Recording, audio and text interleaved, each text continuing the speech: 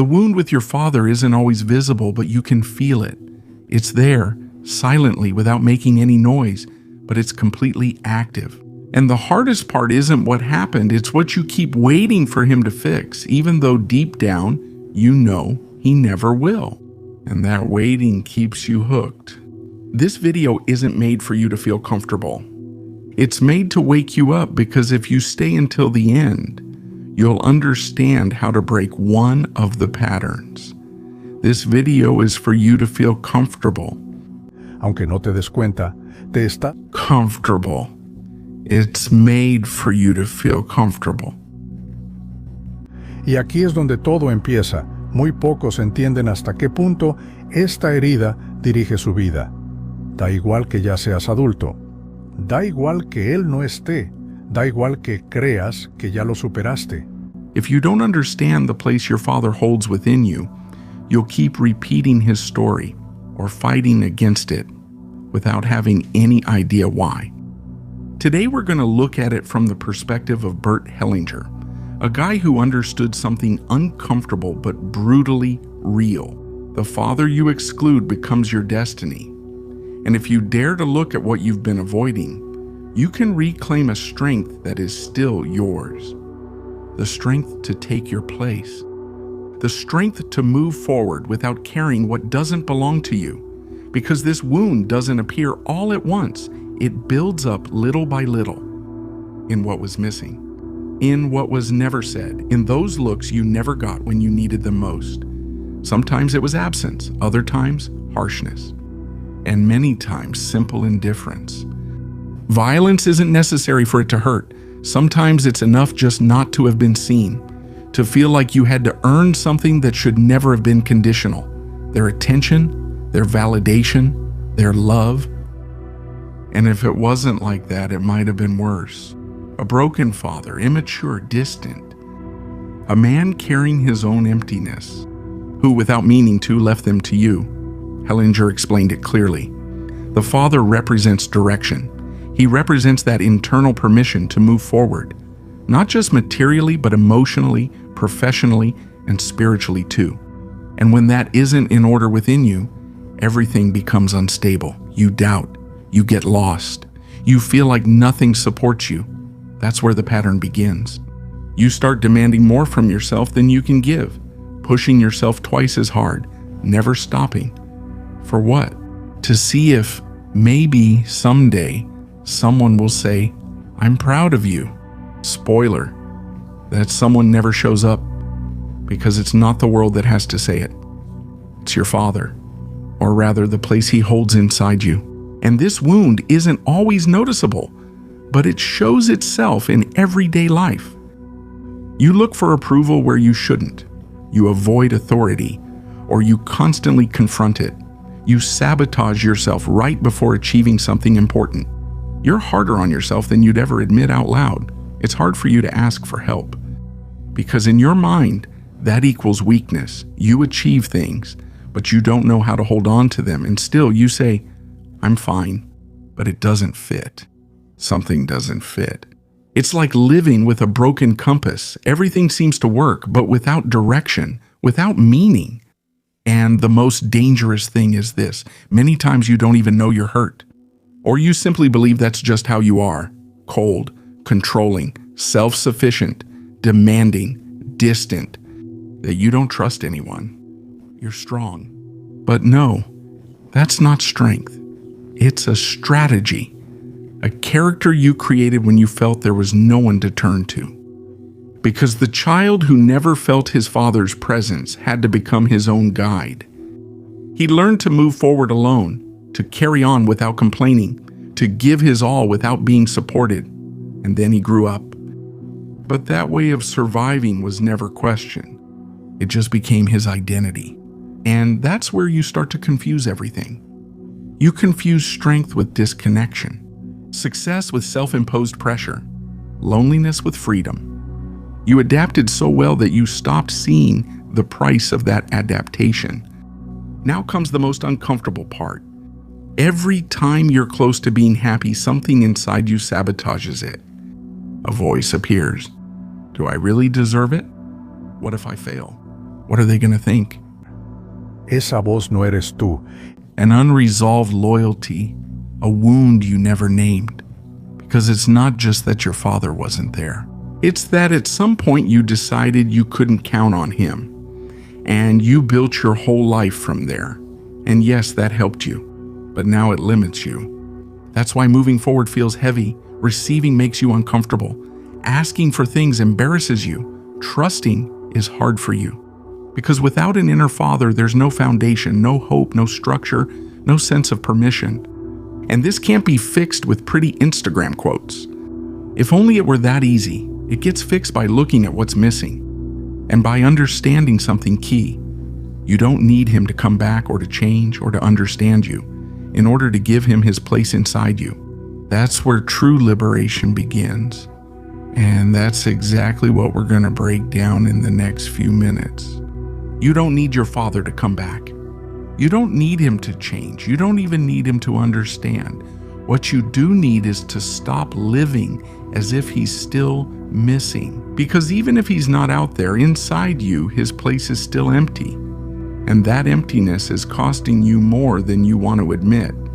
Hellinger said it bluntly. The Father is not just a person. It's a function, a force, an inner energy that, when it's not in its place, leaves you without permission to move forward. The Father represents movement, decision, that necessary separation from the maternal that lets you stand on your own, your autonomy. But when you exclude him, even with valid reasons, you disconnect from that energy. And then your life starts to feel like a constant struggle. You make an effort, but you can't sustain it. You achieve things, but you don't enjoy them. You become independent, but you feel alone. Construyes. But everything falls apart. You know what's most frustrating? That understanding what you were missing isn't enough. Forgiving just in your mind isn't enough either. You need something deeper to recover the inner image of your father as a force that supports you from within. Even if he failed, even if he left, even if he was a stranger, reintegrating the father is not justifying him, it's taking what he represents. Structure, boundaries, direction, protection, purposeful action. Many of us grew up believing that we had to handle everything on our own, that having needs was a weakness, that asking for help was almost humiliating. And without realizing it, we started living without a father, even when he was there. Because he wasn't accessible, because we didn't know how to receive him, or because, to be honest, we were too aligned with our mother's pain to take him in. And that's where the contradiction appears. On the outside, self-sufficient. On the inside, desperately searching for support that never came. Think about it. Every time you hesitate before an important decision, every time you quit, just when something starts to take off, every time you sabotage yourself, when everything was going well, it's not your adult self making the decision. It's your inner child acting without his father's permission. And here's the uncomfortable part. When you haven't integrated your father, you become dependent on external judgment. Your voice loses firmness. Your boundaries break easily. Your vision becomes diluted. Because the father also represents something key, the internal yes to your right to exist, to move forward, to take your place. Without that, you hide, you justify yourself, you sabotage yourself. And worst of all, you start looking for replacements. A boss who validates you. Let them admire you. A mentor who tells you what to do. But none of them can give you that, because that only you can give to yourself. Be your own foundation. So the question is inevitable. How do you truly let your father in? It's not about seeking him outside, but looking at him within yourself and stopping yourself from judging him through your wound and starting to recognize him from a more honest place. The need you never knew how to express. Ay, papá, me hiciste falta. Sin adornos, sin... What it is, it's not mine if I don't recognize your place. That internal gesture changes more than you imagine. It doesn't erase the past, but it rearranges everything inside. And when that happens, something settles. Your voice becomes firm. Your posture changes. Your decisions carry weight and stand firm. Your strength stops coming from constant effort and starts coming from giving yourself permission. That's why Hellinger used to say, the father you exclude becomes your fate. The father you integrate becomes strength. And that strength is not outside. It's still there, waiting for you to have the courage to take it. Because there's a part of you that you don't even know exists, but it's making decisions for you every day. It's not your logic, it's not your adult self, it's an old, loyal, but confused part. A part that made an unspoken pact a long time ago. A pact you don't remember, but that you keep fulfilling. If my father wasn't there, I don't deserve more. If he didn't know how to love, who am I to receive love?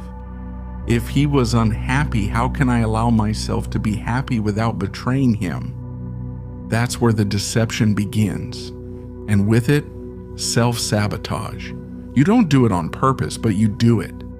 Every time you ruin something that was going well, every time you abandon yourself before someone else does, every time you fall in love with someone who doesn't choose you, every time you doubt your worth right when you most need to believe in yourself.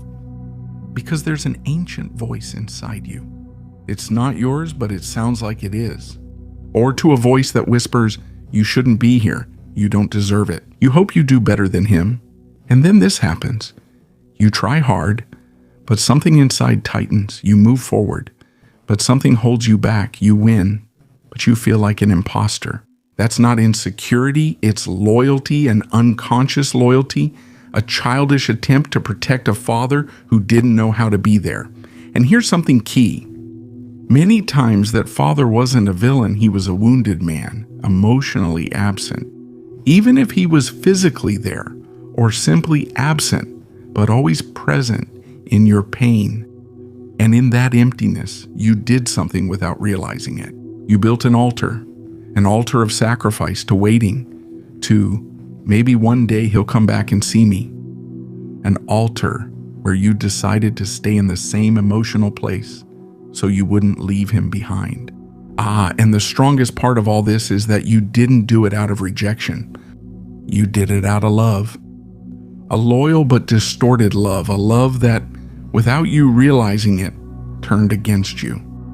Because in your adult life, that translates into very concrete things. You don't know how to set boundaries because deep down, you hope that someone will support you the way he didn't. You push yourself to the limit as if your worth depended on someone finally recognizing you. You seek approval because the permission you needed never came. And just when you're about to choose something that's good for you, that guilt appears, silent, uncomfortable. What if this drives me further from him? What if I achieve what he never could? What if that means I don't need him anymore? And that's when your most loyal side starts to panic, because moving forward feels like betrayal, because growing up feels like forgetting him, because deep down you're still holding on to an impossible fantasy that someday he'll come back and see everything you did to keep him close. But that day never comes, and you keep waiting without realizing that what you're paying for that wait is your life. Here lies the root of many of your downfalls. It's not that you can't move forward, but you don't want to leave him alone in his story. That's the loyal son, the one who loves so much, who would rather not betray the past, even if that means betraying himself. But there's something you need to remember. Your suffering doesn't honor him. Your stagnation doesn't save him. Your guilt doesn't set him free. Your life isn't meant to repeat what he couldn't do. It's meant to show that it can be done, and that's not ego, that's real respect. Because mature love isn't shown by sacrificing yourself. It's shown by transforming yourself. So make it clear once and for all, you don't have to choose between honoring him or living your life. You can do both, but only if you break that silent pact that keeps you small. That pact that says, I won't be freer than you. Breaking it hurts, yes, but staying in it costs you everything. Imagine this. Saturday morning. You're in front of the computer, ready to launch that project you've been putting off for months. And right at that moment, that voice appears, subtle, familiar. What if this proves that he was right to doubt you? You freeze, you close the tab, maybe tomorrow. That scene, so common, so invisible, is proof that that absent father is still at the wheel. But today can be different. Because letting go of that loyalty isn't abandoning him. It's something much more powerful. It's giving him his place inside you, without idealizing him, without blaming him, without depending on him. Remember this, what you don't integrate controls you. And this is where the game changes. That father who didn't save you can become your inner teacher. The one who didn't support you can teach you how to support yourself. The one who didn't give you permission can show you the permission you've always denied yourself. Does it hurt? Of course. But the problem was never the pain. The problem is continuing to repeat their story as if it were your own. I remember a woman who always gave more than what was asked of her. She worked in silence, always at her limit. And every time someone recognized her effort, she would respond with the same thing. Thank you, but I could have done better. One day she was promoted. What should have been a celebration turned into a mental block.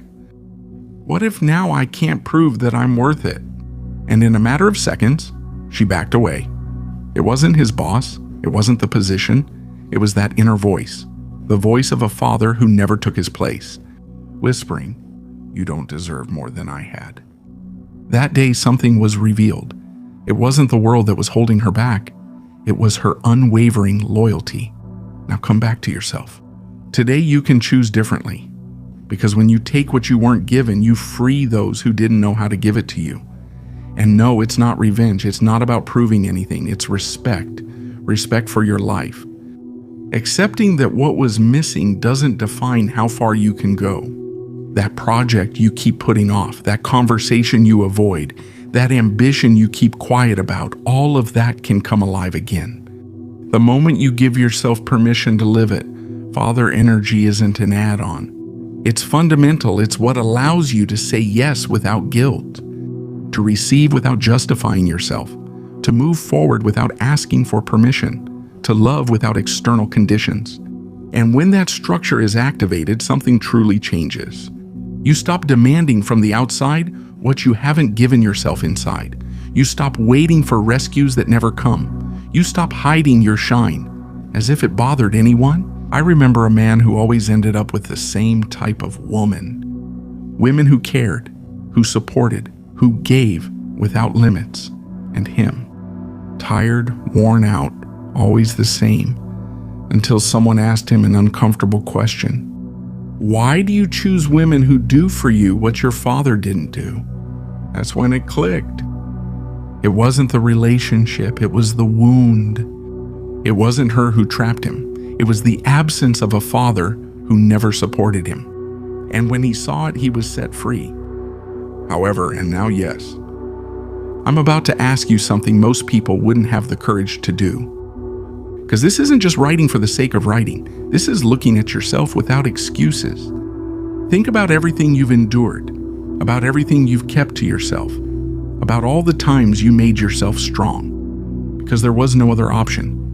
And even so, here you are, standing, looking for answers, trying to do better. That deserves respect, much more than you've given yourself so far.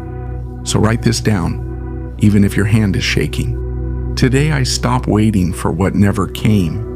And when you write it, read it slowly, because maybe no one has ever told you this clearly. But if you've made it to this point in the video, you're no longer the same person who started. Understand this. Your freedom betrays no one. Your growth abandons no one. It's evolution, because integrating the Father doesn't mean erasing him. It's about no longer carrying him like a chain, and start feeling him as a source of strength. You can say it clearly. Thank you for what you were able to give me, but today I choose myself. Today I allow myself. Today I support myself. And when you do that, something new opens up inside you. A space that was once filled with guilt, with waiting, with maybe someday. That space has a name: permission. And when permission appears, everything changes. Your voice becomes stronger. Your gaze becomes steady. Your body stops shrinking. Not because life is perfect, but because you stopped operating from a place of lack, and you started doing it from a place of integrity. A young man visited his father's grave every year. He spoke to him in silence. "I did everything I thought you wanted, but you never saw me." One day he stopped going. He wrote a letter. "Thank you for what you gave me. And today I reclaim myself. I take myself back.